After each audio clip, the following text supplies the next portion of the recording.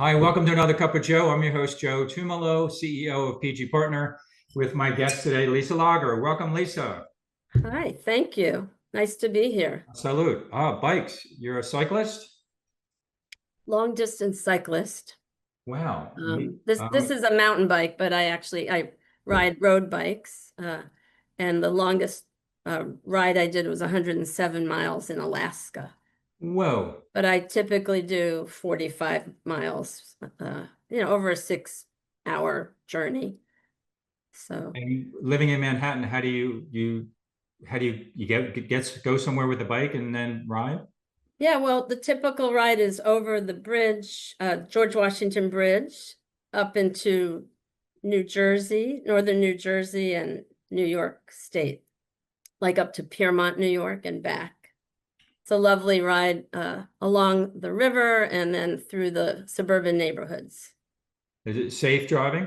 I mean, riding, safe riding? Relatively safe. I mean, it's never 100% safe, but I feel almost safer there than riding along the bike paths or streets of Manhattan. So Definitely the streets. Yeah, I'm a longtime cyclist, but oh, ever since I used to do triathlons years ago. oh wow. But ever since the texting and people consumed on their phones driving, I've been so freaked out that I just do a 50-minute off-road, back roads, like try to go this time of year, 5:30 in the morning. And yeah, God bless. Well, I'm glad you're still doing that. Me too. Yeah. I also do a lot of sailing, which competes with the time on the bike. So Nice. anyway, And then you squeeze in some plan giving stuff. I also do plan giving. Yeah. You've been doing a long time, lots of charities, right? I've worked for 40 years in the fundraising field and I think over 30 years in plan giving. So Nice. I've worked with the Anti-Defamation League, American Cancer Society, Memorial Sloan Kettering, and Weill Cornell Medicine leading their plan giving programs. So Nice. yeah, it's been a long time. Has it changed much? Like the core principles or core daily practice of how we are successful in plan giving, has it really changed? I know look, we talked earlier about, I'm a baby boomer. I don't know if you are yet, but obviously where the bulk of the opportunity is now, right, with donors. And that's changing 10 years from now, 20 years from now with technology and everything, who knows? I'll be out of it by then, but has it really changed that much yet? We see it coming with a lot of the new AI and technology stuff. Yeah, I think, everybody is excited about new technology, the latest shiny object, but, whether it be AI or some of these vendors that are automating some of the plan giving, marketing and closing of gifts. But we're in a relationship building business, let's say. And it's really, I think the essence is to be getting to know your donors, engaging with them, understanding why they've become involved, what their challenges are, what programs are important to them, and what is the timing where they'll be comfortable making a gift.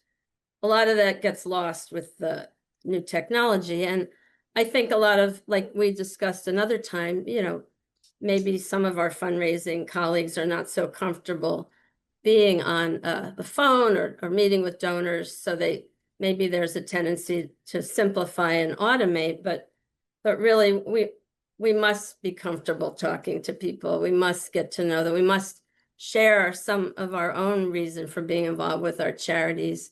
Why are we involved? What motivates us? My family, there was a history of cancer and heart disease. And so I ended up gravitating to these health organizations. My parents were refugees from Europe, fleeing fascism. So I worked with the Anti-Defamation League. Make those connections with the donors that are supporting those causes. This will come across as very authentic, which it is, and show them your integrity and that you are on, you're in a partnership to try to make the greatest impact with their philanthropy and to show them ways that they didn't know that they could make these gifts, that maybe their advisors weren't telling them, the advisors are helping them build their wealth or protect their wealth, but they may not be talking to them about how to make charitable gifts or to achieve their philanthropic dreams. So you have to develop some trust with them, sharing some about yourself, and then, they will tell you about themselves. Find out why they have been giving all these years, and tell them about donors that that have made some amazing gifts by shifting to other assets than cash. Retirement funds, donor advised funds, gifts that provide income, retained life estate. They may not be aware that they're kind of sitting on some assets that have great potential and can make it easier for them to achieve their goals without hindering their current cash flow. Or there could be after lifetime gifts, legacy gifts, that they can make these current gifts and then also a future gift. So I find it exciting and interesting to talk to donors about these kinds of things, and they are like enlightened when they hear things they didn't know about. It's value added. Yeah, and what to add to that, I always suggest when I'm working with gift officers and whatnot and leadership is to please, I highly, highly recommend that you put your charity that you're working for in your plans. Right. So that you can, we talked about, I do mostly fractional work now, and most of my time throughout the week is talking to donors. Yeah. And when a client gets to a certain revenue level, my wife and I make them a beneficiary, one of the beneficiaries of our donor advised fund. Yep. So I can say, will you join Lorraine and I as a member of the Legacy Society? I always did that as well. I think it's important. Yeah. I think it's huge. It's just, I'm doing it. And let me show you, if you're interested, I can show you how easy it is. Great. Yeah. Very true. So what you just said, I'm gonna role play, pretend I'm one of our listeners. Well, that's great, Lisa, but you've been doing this 40 years. I'm new to this, and I don't understand all that. The cruts and crats and all those shark. What was the one? It was a weird. Remember? Charitable remainder trust. Crat. Yeah, there was one. I remember a shark. Something shark had to. Oh, shark fin trust. Yeah, shark fin trust or something. Yeah. I've been doing this 40 years. I'm not gonna. How am I gonna be talking to a wealthy donor about? I don't know. Your response. Why? So, I mean, I guess we have to get over ourselves. It's not about us. Don't get in your own way. It's about the information. It's about your mission. It's about your donors' concerns and dreams, and you need to help them. It's not about your discomfort with talking about death or technical terms or,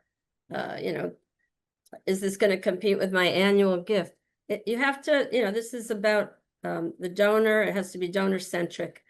And yeah, you have to just move that aside and talk to them as a person who cares about your mission and find out how they got involved, why they're giving. Do they know about, Sarah, who made this amazing gift? She had a stock that was appreciated, but she didn't want to sell it. And she didn't really feel comfortable giving cash right now. So she wanted to make a gift. But so the fundraiser can say, do you understand that you may not have heard this, but we have a program called, we have a program that can provide you with income for life when you exchange that for with your stock. So it will pay you income for life based on your age. Oh, I didn't know that, that's great. Something like that, or, and I'm the gift officer, and I know the basics, but I have a partner that can help. Can I pull that exactly part, right? Exactly. If you're not a plan giving expert, say, I don't know a lot about this, but I know we offer that, and my colleague can tell you a lot more about that. Could I set up a follow-up meeting?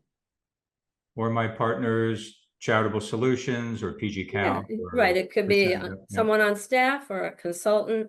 And the important thing is that someone actually does follow up There and is makes that. that appointment. When, when would be convenient for us to set up another meeting or call?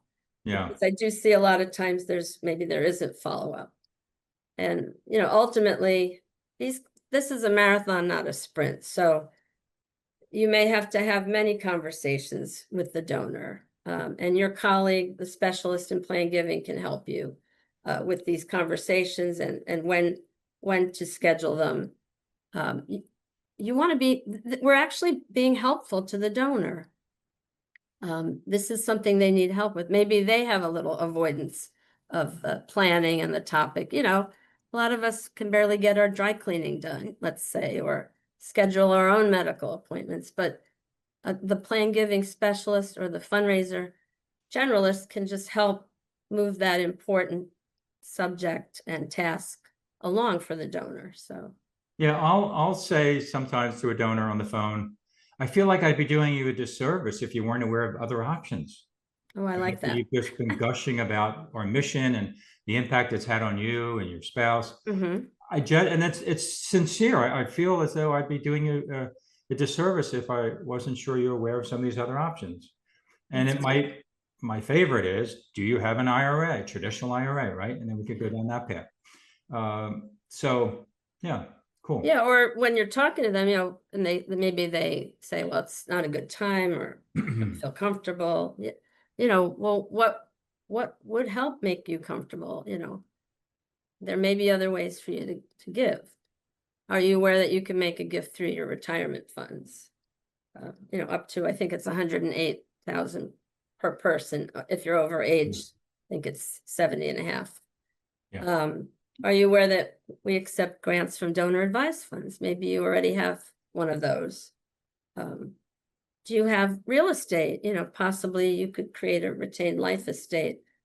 There's this thing we have. I believe there's a program we have where you can live in your home and make a deed that over to the charity, and eventually the charity will receive that when you pass away, and you can just live in the property and pay taxes and maintenance. But that's a great way to make a gift. So one of the analogies I created, let me know what you think, because I use it in training sometimes and I don't really get a response from people or when I'm speaking. Let's pretend you and I, do you know anything about Teslas, the cars Tesla? sure. Okay. I mean, you know how they operate and how they work and how to use them? We have a hybrid car. So Okay. a Prius. All right. Let's say, I'm trying to think of a car you don't know. Maserati. Right? Assume you I don't have one, no. You're charging too much if you do. So let's pretend you and I were going to go to a Maserati car dealer on Saturday, and we don't know anything about Maseratis. I'll bet you and I would do pretty well selling Maseratis. Why? Even though we know nothing about the cars. I wasn't prepared for this question, but That's all right. I don't know. I mean, you know the answer. what made you come in here today? What do you like about the Maserati? Right. So we're asking questions. Right. We're very Just to be curious. You have to be like you curious. said, right? I think it's a good analogy of, okay, I'm not an expert on and if you're going to ask me about how the motor works, we have people in the garage back in the repair area back there that can help. Right. But when I remember when I was buying cars more when I was younger, it was rare, not to trash car dealers, but most would never ask me, do you have any hobbies? I used to be a drummer. Oh, you're a drummer. Do you have to carry a drum? Right? Or you're a biker. Do you need to carry your bike? Or do you drive a lot for work? Do you have kids? It wasn't that. It was just, boom, boom, boom. Are you ready to make a deal today? Are you trading in? Let's do this. So anyway, it's just like that analogy of, we don't have to be experts, but if we're really good on the above the line stuff, everything you've talked about, but you can also work on the below the line. It's memorize some stuff. Right. It's not, especially with AI, my favorite chat, GPT. I mean, I do use that for more complex gifts now, and it really simplifies it. that I can call a donor and just speak at a level that I really didn't think, because I'm not a techie guy, I'm more of a, but I mean, I know the basics, of course, being in the business, but for the more technical stuff, AI is awesome. Right. I think we just have to be curious and interested in the donor and listen, really a lot of listening. And then, as a colleague of mine says, interested and interesting. So you have to provide some information about what you're, playing giving or the Maserati or the basics, and some stories. And then, ask them if they'd like to learn more. Beautiful. But Lisa, I would thank you. keep, I'm sorry. Sorry. keep away from all the, the details are not necessary in these initial conversations. Early on. Yeah. Excellent. Absolutely. Awesome. Thank you. How can people get in touch with you, Lisa? Well, I'm on LinkedIn, and I have a QR code, so they can look for that. I think I have it right here, but I'm sure you can show it on your website. There's my QR code. Yeah, I guess we could could we put that on the email that we sent? Sure. Yeah. Okay. Cool. But I'm, Lisa Lager, LAGERNYC@gmail.com. Great. That's the easiest way to find me. Thank you. Thank you, Lisa. Be well, be safe. Thank you.